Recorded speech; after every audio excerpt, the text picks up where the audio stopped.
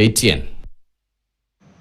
The battle for the deputy president's slot is expected to get even more complicated for President William Ruto ahead of the 2027 general election.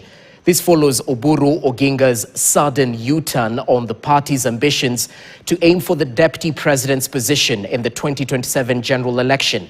As Ian Keitani now reports, Oburu's sentiments reopens the conversation on the dilemma President William Ruto faces for his choice for running mate in the 2027 general election as he seeks to renew his bid for a second and final term. Listen in.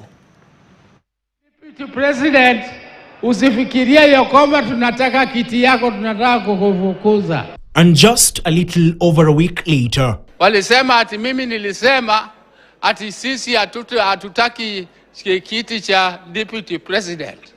Hiyo kiti ya Deputy President ndio tunalenga sana. Hiyo ndio tunalenga. One man, two different declarations to two different audiences. The back and forth sums up the current state of the once vibrant Orange Democratic Movement under the late former Prime Minister Raila Odinga, who barely 4 months after his death, his political baby, ODM, is mad with confusion. With the Oburu Oginga-led faction hastily angling to hold pre-election talks with President William Ruto over a possible alliance ahead of the 2027 general election, a move that has been vehemently opposed by the faction led by the embattled Secretary General Edwin Sifuna. The mixed signals from the party leader has been deemed detrimental to the party. Oburu is not doing anything meaningful and helpful to the party. And for that reason is why you're seeing a split in the party. Oburu is giving Ruto a very easy second term. This second term should have been given through a combination or a government of national unity between UDA and ODM.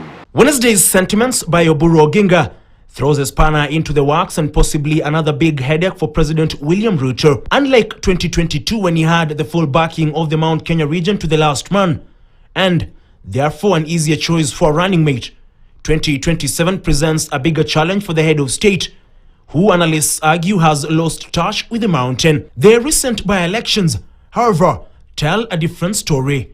A story that credits his deputy Professor Kithure Kindiki, following the victory by the ruling party in the Mbeere North parliamentary race. Huyu naibu wa rais Abraham Kithure Kindiki anatosha ama atoshi? Ni fire si fire?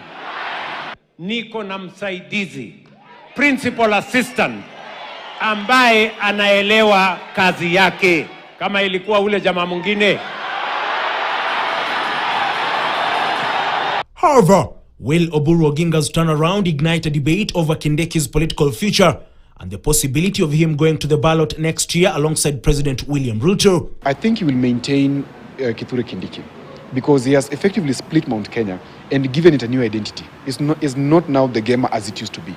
It's Mount Kenya East and Mount Kenya West, which gives us a very interesting perspective that he just needs a bit of Nyanza, not the whole of it, and just a half of Mount Kenya, which is the Mount Kenya East votes, and pockets all over the country because he's coming with this solid backyard from the Rift Valley. The biggest opposition that he had was Raila, and Raila is now water under the bridge, and his base, he has effectively dismantled Raila's base in terms of the gatekeepers. So now he can go to the people directly via his surrogates like Raymond Omolo and the development kiddies that is going with down there. The about turn by Oburu also reopens the debate on who would be the formidable candidate to deputize President William Ruto, with Oburu Oginga and Homa Bay Governor Gladys Wanga deemed front runners. Wanga stands a chance if she shifts into the Babu Owino team. She has no future in the Oburu team, because even the governorship may be a slippery slope for her. This is not the first time this year's senator has made a U-turn. Oburu, a once vocal critic over President William Ruto, accusing him of rigging out former ODM party leader Raila Odinga in the 2022 general election. However, the ODM party leader has moved from being a critic to one of President William Ruto's loudest cheerleaders. Ian Keitani for KTN Prime. Well, that story by Ian Keitani takes us to a short